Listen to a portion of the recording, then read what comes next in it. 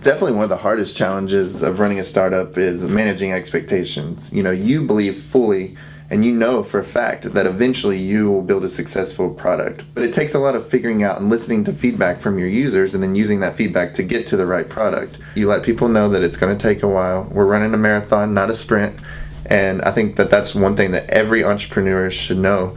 Anyone growing a company, because if you come in thinking that you're going to be a millionaire overnight, it's just not going to happen. It takes a lot of work, a lot of grinding, but that's the fun part of it. You get to see and look back and say 4 months ago we were here, now we're here, and we're in a much better spot. The ones that were open to ideas and realized that their first idea wasn't going to necessarily be the one that succeeded were the ones that ended up eventually being successful. I met several entrepreneurs that had the great, $1 million idea, and they came out and they built that idea, and maybe the rest of the world didn't think that that idea was so great.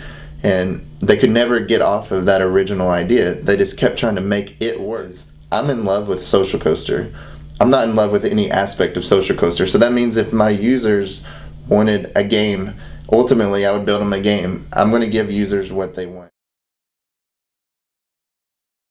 And it's great to see Kentucky working really hard to build a network that helps people who strive to be entrepreneurs to succeed.